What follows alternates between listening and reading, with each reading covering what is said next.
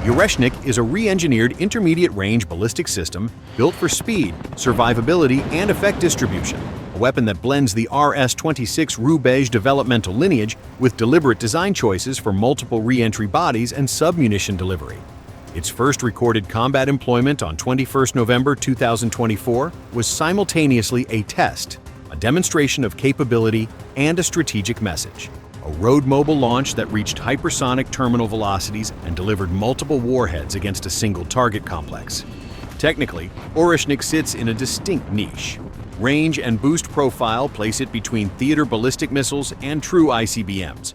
Sufficient reach to complicate regional air and missile defenses while retaining the mobility and concealment advantages of a road-based launcher.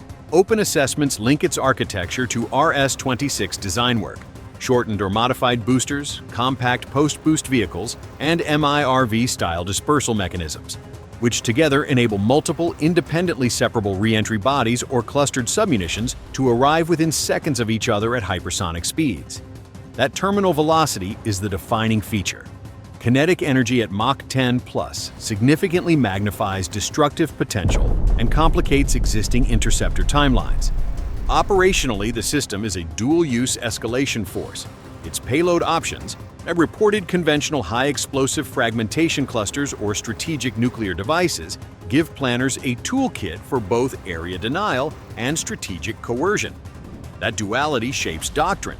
Employment can be calibrated to inflict material damage against hardened or dispersed infrastructure, to saturate point defenses with multiple high-velocity threats, or to serve as a political deterrent by demonstrating a credible MIRV-capable theater asset. Analysts caution, however, that while Oreshnik's concepts are technically plausible and demonstrated in a single combat instance, production numbers and long-term accuracy for conventional precision effects remain open intelligence questions. Welcome back to Military Power. Today we're diving into Russia's Oreshnik missile, what it really is, how it flies, and why it has defenses scrambling. We'll break down the speed, the warheads, and the strange quirks that make this system one of the most unpredictable weapons on the battlefield. So let's get into it. When Oreshnik left its road-mobile launcher in November 2024, the world saw a flash and felt an idea change. This was not a single engine test. It was a doctrine in motion. The launcher observed in open imagery and reporting is the same logic the Russians have used for RS-26 lineage systems. Heavy, road-mobile TLs that disperse, hide in convoy webs, and fire from prepared corridors. That mobility makes the weapon operationally slippery. A single TL can move hundreds of kilometers in a day, relocate under camouflage nets, and present a moving target set that complicates preemptive strike calculus. The upshot is simple. Find, fix, and destroy become far harder when the thing that fires at you can be a truck on any road. Command and unit assignment reads like a deliberate mashup of strategic and theater tools. Strategic Rocket Forces doctrine and imagery link Oreshnik to mobile brigades trained in autonomous movement, CEP-driven strikes, and rapid redeployment. Those brigades are skilled at emissions discipline and launch on remote command procedures, which reduces the window for hostile targeting. At the same time, the missile fills a gap between Iskander short-range tactical rockets and siloed strategic systems such as Topol and Yars.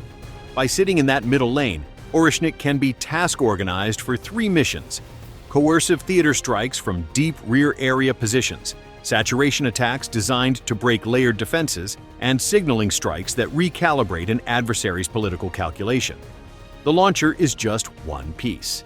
Inside the post-boost bus lives the operational trick: multiple separable re-entry bodies. Reported public estimates describe up to 6 re-entry bodies or a cluster-style submunition layout, each arriving at terminal speeds the Russians claim exceed Mach 10. Those numbers are not rhetorical.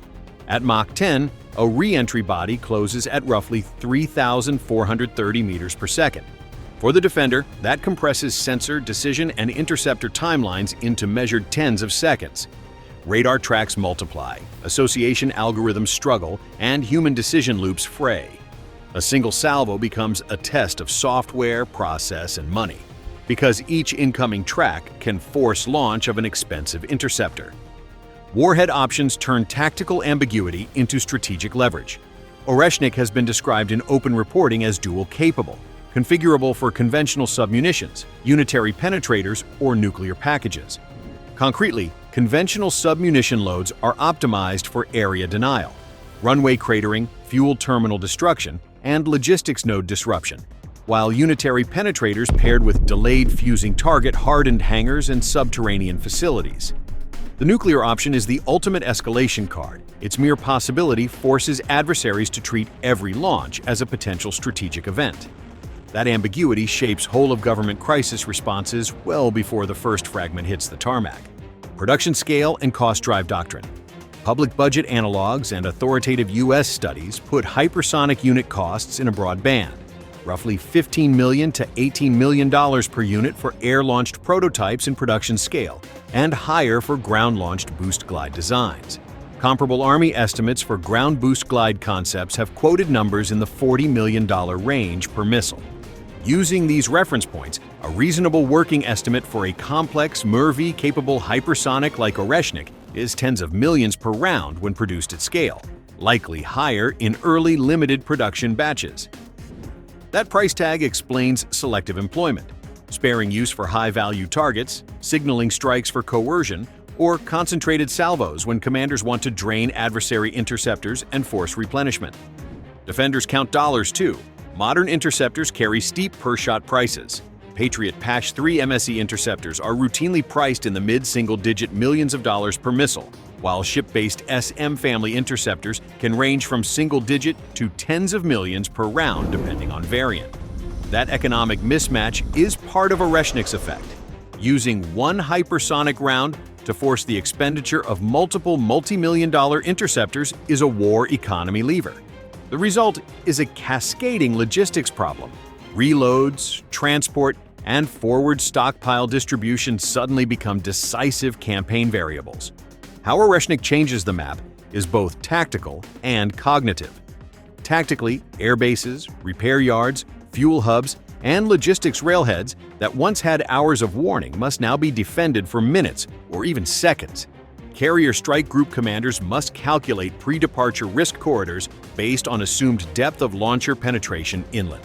Cognitively, political leaders face a new crisis calculus. The presence of a dual-capable mobile MIRV-style hypersonic weapon creates an instant ambiguity that regional and global leaders must resolve under time pressure. That ambiguity is, in itself, coercive. Comparisons sharpen the picture. The United States pursues platform-diverse hypersonics, air-launched ARRW-type concepts, and ground-launched LRHW-type programs, with a procurement focus on production scale and integration across services. China fields DF-17 family assets optimized for regional anti-access roles and mass deployment.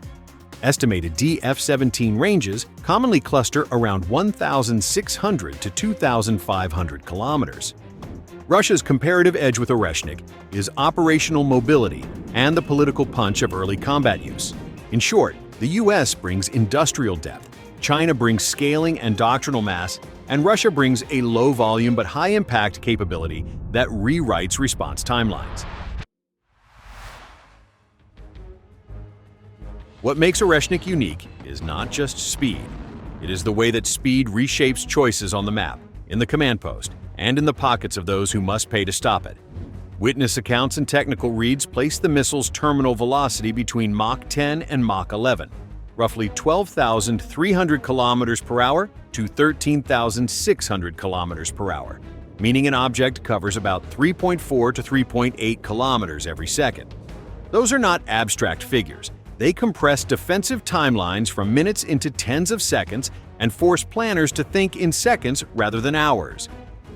The November 21, 2024 employment demonstrated that compression in the rawest form. Launch, lofted trajectory, and multiple re-entry bodies arriving within a single, frantic engagement window. Imagine a mobile launcher concealed 400 kilometers inland. At 12,300 kilometers per hour, a re-entry body would cover that distance in about 1,170 seconds, roughly 19.5 minutes, on a lofted trajectory. In practice, trajectory shaping and loft increase speed on terminal approach, so the final minutes are the critical ones. Attack planners choose submunition cluster loads with programmed airburst at 200 to 400 meters above ground to crater runways across a 300 to 600 meter band, and to spray incendiary and fragmentation elements into fuel storage and maintenance areas. The immediate effect is tactical paralysis. Sortie generation drops to zero. Ground crews focus on runway repair and firefighting, and a base that once generated sorties for days is out of the fight for hours to days. The strategic effect is larger. A handful of such strikes across multiple airfields forces Allied air crews to reposition, changing operational geography without naval or ground battles. Oreshnik's designers understand that logistics nodes are force multipliers: fuel terminals, rail hubs, and major depots. A mixed load of fragmentation submunitions and incendiary bomblets aims not only to destroy stockpiles, but to ignite secondary fires that overwhelms containment and lengthen repair times. Thermal damage modeling for hypersonic impacts shows that kinetic entry energy alone can ignite volatile stores. Combine that with designed incendiaries, and the downstream disruption multiplies. Operationally, interdiction of a single rail marshalling yard or depot can create weeks-long supply shortfalls at the front, turning local tactical advantages into operational paralysis. When planners want surgical effect, they use a unitary penetrator with delayed fuse, timed to exploit the re-entry body's kinetic momentum. Hitting a hardened aircraft shelter or underground repair bay requires a warhead able to survive plasma heating, pierce roofs or concrete, and detonate after penetration. That is technically demanding and less likely than area denial employment, but when successful, it removes high-value assets, command nodes, electronic warfare suites, or elite aircraft from action with a single dramatic strike. The political price for such use is high. The mere ambiguity of Oreshnik's loadout forces decision-makers to assume the worst until proven otherwise. Cost and production realities determine frequency. Public cost comparisons for hypersonic programs place unit production costs in a wide band. Air-launched prototypes in U.S. programs have been estimated around $18 million per unit at scale, while ground-launched boost glide and MIR-V-capable systems run materially higher in early batches. Independent reporting and defense analysts place plausible Oreshnik per-round cost in the tens of millions of dollars range in production. Early limited production units and program setup push that estimate higher, perhaps into the low hundreds of millions of dollars per delivered complex when accounting for launcher, support vehicles, and training. Those prices mean Oreshnik is a selective weapon, not expendable for routine attacks, but potent as a coercive, high-value choice. There is no single magic bullet. First, extend detection with fused sensors, space-based infrared for boost detection, over-the-horizon and long-range ground radars for earlier track handoff, and layered electro-optical assets to help discriminate re-entry shapes. Second, automation and machine-assisted track fusion are non-negotiable. Humans cannot reliably associate dozens of hypersonic and debris tracks inside tens of seconds without algorithmic aid. Third, change the intercept calculus. Cheaper, high-volume counters where possible and reserved high-end interceptors for validated high-probability tracks. Fourth, hardening and dispersal remain essential. Redundant runways, camouflaged and mobile fuel bladders, and distributed maintenance nodes reduce a single successful strike's campaign effect. Fifth, invest in next-generation mitigation such as higher acceleration interceptors, electronic warfare on boosters and terminal seekers, and directed energy research targeted at terminal defeat. But recognize these are multi-year, multi-billion-dollar efforts. Comparative framing sharpens the lesson.